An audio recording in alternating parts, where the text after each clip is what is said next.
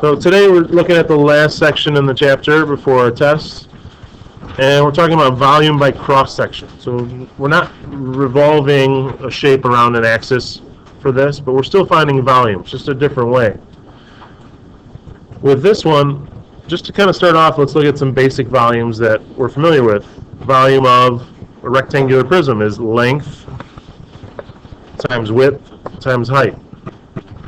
Right? Volume of cylinder, pi times the radius squared times the height. Now this shape right here is kind of like a mixture between these two.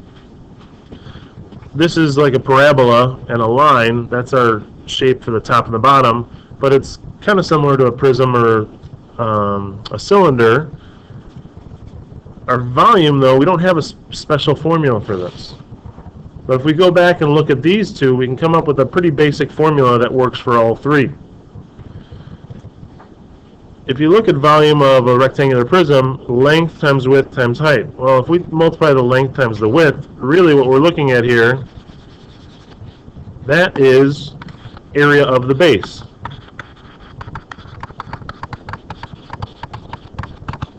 And then we multiply that by the height. For this one, pi r squared, that's just the area of the circle. Again, area of the base.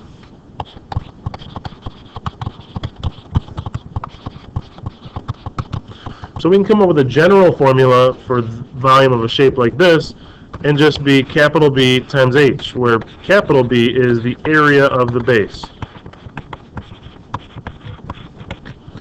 Now we might not have a special formula like we did in these to find that area, but we can find that area using calculus like we've been doing for the last couple chapters.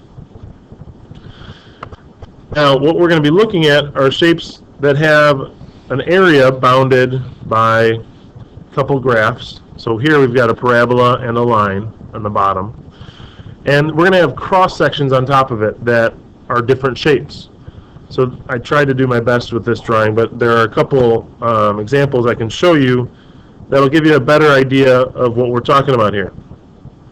So this one, we have a circle as our base, and our cross sections are going to be squares.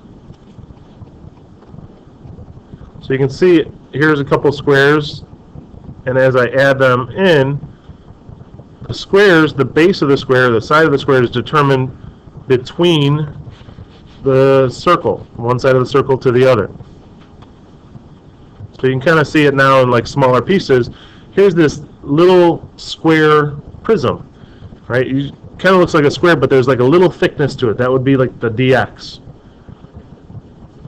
But all of these squares together, if we kind of fill it in, make this big three-dimensional solid.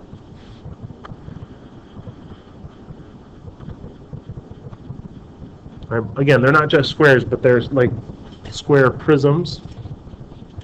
Let's take a look at a couple other ones here. I still have them open. Do not.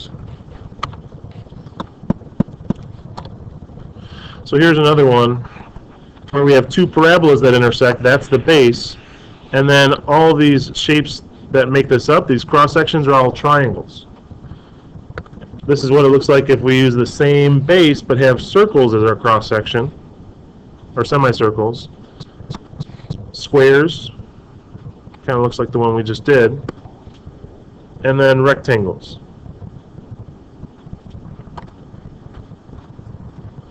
So a few different looks at what we're dealing with here in these problems.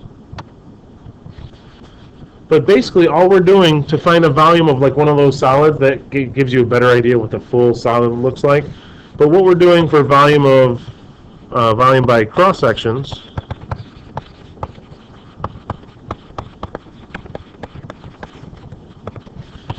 is we're finding the volume of all those cross sections and adding them up.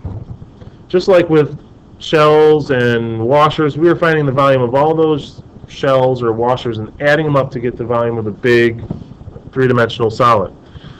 Well, for this, it's pretty simple. All we're doing is finding the volume of each one and adding them up. Remember, the definite integral kind of takes care of the whole finding the volume of all of them and adding them up, or like at least the adding them up part. And the volume of each one is going to be a of x times d of x. A of x is the area of the cross section,